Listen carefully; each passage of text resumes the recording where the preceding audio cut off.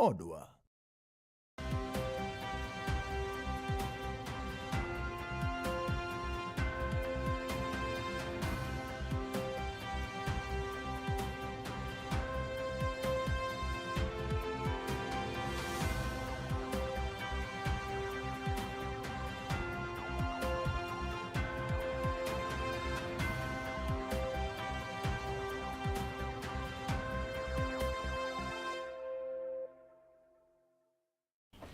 Ageno ni odiochienge dhi kodi yonindo mano makare arwakini machiegni chionindi mano mar Podho Chieng kama wakil weche gik manyien matucho koni koda kocha. Nyinga en Julian Ouma yudo achiel kachiel kokadire kuma tudruok magwa manendo mar wang' bukat Kala TV live YouTube at Kala TV kachiel koda TikTok at Kala TV.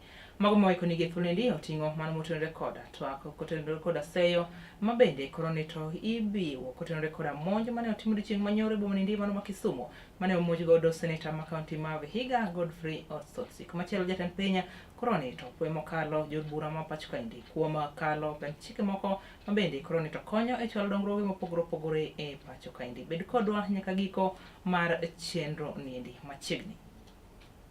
Jatend piny Kenya William Samoei Ruto konto wuok oko kendo pwe mokalo jobura ma pacho kaendi kotenore koda okang' nogo mane gisebedo ka ikawo mar kalo pend chike kata moko kuom parnindo mar chika mabende osebedi ka ichwalo e nyimgi e od bura mamalo e pacho kaendi.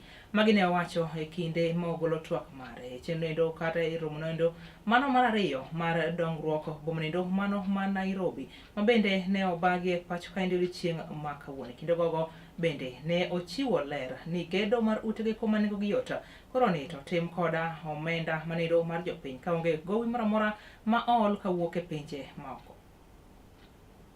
The houses we have built, we have not borrowed money from the World Bank. We have not borrowed money from anywhere. We built these houses using our own resources.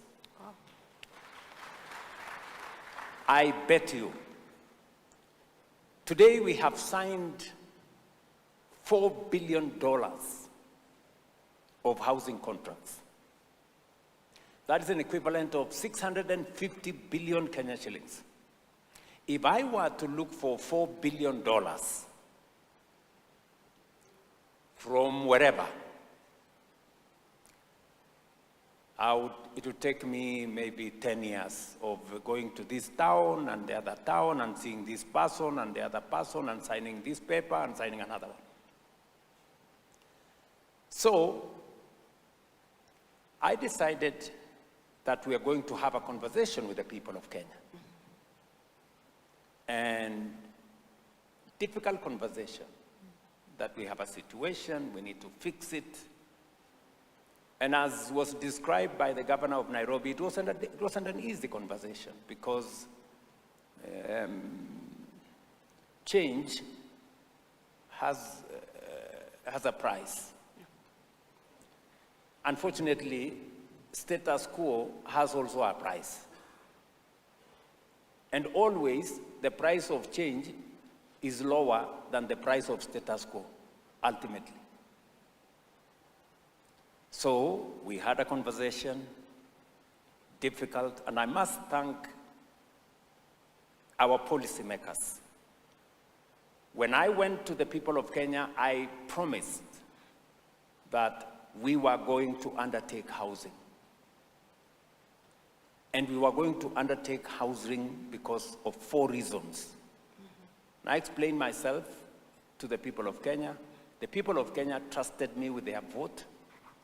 When I came to office, I asked my team that we had been elected with, that now it's time to implement what we promised the people of Kenya. And many members of parliament who are my friends told me, Mr. President, we cannot do this. This is difficult. Gavana ma kaunti ma Siaya James Aglorengo odiochieng' makunindi ne olimo tesendo bila manendo mantiere boma ma Kisumu ka bende odwaro ng'eyo matut kotenore koda kuma nonro giki kotenore koda monj mabende ne omonj godo seneta ma kaunti ma Vihiga Godfrey Osotsi e boma nindi ma Kisumu odiochieng' manyoro. E kinde mano golo twak mare gi jofwambo koro noyango ni nitiere kagima nitiere teko moro mamono obila dhi nyime koda timo nonro ma kamano Kabende owacho ni ok en ginendo makare ka josiasa kaachiel koda sirikal nyalo bedo e tok monjo makamano. Justus Adoyo nigi lero. Gavana e kaunti no Roma Siaya migosi James Bobagri Orengo ne otimo limbe moyiedhi e tesendo bilano e Roma Kisumo anyate bada pisas go eko mago kwat kich go wang'e kendo timo nonro kenge go eko mabende obila osekawo nono wach mabende ne omonjgo senate e kaunti no Roma Vihiga migosi Godfrey Osotsi. Kabende migosi Orengo koro ywago malich mokalo gima owacho ni nyao matendo obila oketo timo nonro maket kod mano. I'm afraid to say I'm very disappointed. The only action that I could see that has been documented that has happened is an occurrence book entry in relation to the occurrence, the incident. But other than that, despite having met the OCS, the county commander, sub-county commander, and the regional commander, I am persuaded and convinced beyond any doubt that there's a big interference on this matter. Orengo koro wacho ni entie kod luoro ni chalo ka ntie teko moro ma bende ntie tok jonjore maket kod mago bende teko maket kod mano bende donjore kod tendo bile e kaunti ni Rima Kisumo. As you know, most of the culprits, 90% of them who are caught in the CCTV footage are very well known, and their names are all over the social media. And no attempt has been made to bring any one of them to book. This is simply unacceptable. Governor James Bobagri Orengo kinde tok mare kod jofwambo eliare matesendo bila Roma Central Boma Kisumo ne neno jalno Roma Thon kendo munjirore malich mokalo kabende ne onge kod luoro moramora e kirego e komodi Chieng ayanga ne ofulo nying jonjore maket kod mago. Mechanism, some people that will have questions to answer in the full glare of the public. But as we speak, Boya Koth, whose name and face is now familiar to every Kenyan, is feeling very safe and confident, making calls. And all the others, including Tinga, all of them, they're out there, having the assurance from those who are using them that nothing will happen. And they have reason to believe because they have done worse things and nothing has happened. These gangs and hooligans who are hired, the problem is that when they don't have any work to do, then they engage in crime. Wach mabende no ochune mondo bikoro no gol kwayo modhiedhi ne jagoro e tendari cha kwe mapacho ka endi migosi Raymond Omolo. Ka okwayo migosi Omolo ni ok onyal ling kama tuo e keregi ekima bende jonjore dhi nyime kod timo njore e boma nere maduong' ma Kisumo, boma maero kind bombe go eko mamoko. So some of these things, it is proper that Raymond Omolo comes out to dissociate himself. Even now, as I was speaking to these police officers, it looks like there is a force out there that is restraining them. And I hope it is not Raymond Omolo. I don't like calling people's name, but now I'm forced to say this because what is happening over this incident, I can say nothing is happening. Nothing is happening. Migosi Orengo ne osingo ne obiro timo limbe ne madinwe ya tesendo bilano Roma Kisumo enono kuma report maket kod maendi koro chomo. Nekala TV koki Kisumu County and Justus Adoyo. Kotenore managi wacho mar monjo mar seneta ma kaunti ma Vihiga Godfrey Osotsi boma Kisumu Chieng manyoro wayudo ni kwetho maketo sirikal tesre koro ne ogolo twak mar godiochieng' ma kawuono ka bende ne gisewa mokalo kit monj ma kamano. Kaotelnegi koda Kalonzo Musyoka ma bende en ogai mar Wiper osewa mokalo sirikal ma pacho kaendi kuom rem ka okang' nogo mano moreto mar timo nonro kotenore koda kit monj ma kamano ka bende gimieno jagoro mongerore migawo nindo mano mar arita Raymond Omolo kotenore koda wach ma kamano. Ososi will recover. Why he attacked him? The man said, you threw me out of a kangaroo NDC of ODM. Nimekubali. Sitaki hata kuzungumza maneno. This is not the only political party in the country. Why then go on and attack him? So the country stands in solidarity with Senator Osotsi. And we want to see, I think, today Senator Manzo and Kalwale are here. I don't know whether you're going to call for a special sitting, yeah, discuss as a matter of urgent national importance, a motion of adjournment both in the Senate and in the National Assembly. Because if you don't do this, today is Ososi, tomorrow is you, Kwanza Galalo, where they are targeting you.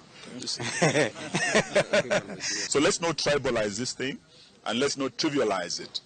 It is a menace that is going to affect us and the coming general election if it's not addressed now. Goonism is a threat to our security, is a threat to our democracy. We want to see them in court, and in fact, this is attempted murder on Otsotsi. And the goons should not be charged with a lesser offense. And in the worst case scenario, for those young Tuo mar ringa mar remo en man mosebedo ka kelo midhiero ma opogore pacho kaendi ka sirikand kaunti ma Migori kata kar nogo mano Migori koroni to chaka yanga chenro mar kedo koda tuo ma kamaendi kokalo e pimo nyithindo gi mago matindo mantiere bwo higni 5 kotenore koda ng'eng'e mar tuo ringa manindo mano mar remo ka kileronwa koda Collins Gor man jafwambo marwa e kaunti ma Migori. Tuo mar ringa mar remo gin achiel kuom achiedhe nade ma pod chando ji e pacho kae mangima gino mabende oseyangore ni nego nyithindo ma e bwo higni 5. Malere mabende ochiw koda ka jatend migawo mar weche mag thieth e kaunti ni ma Migori migosi Caleb Opondi e kinde mabende ne giyawo chenro mar chiwo thieth mapiyo ne nyithindo ma bwo higni 5 kapok giwito ngimagi. 50 to 80% of children who are born in Kenya usually die of sickle cell before they reach age 5. And through HACCP Kenya, we are going to have screening of children who are born so that they can be known whether they are suffering from sickle cell or not, so that early management is made. Bende Laktar Paul Olik mabende en jalony e wechego mag chiwo thieth kotene koda ka tuo mar ringa mar remo yango ni tuo ma kamaeki nyalo neko pono ni ok ochiw thieth e sano mowinjore. Oyango ni chenro mabende koro chakini eki biro konyo e mago mabende wuok kotene koda ka tuo ma kama mabende nego nyithindo e kaunti ni ma Migori.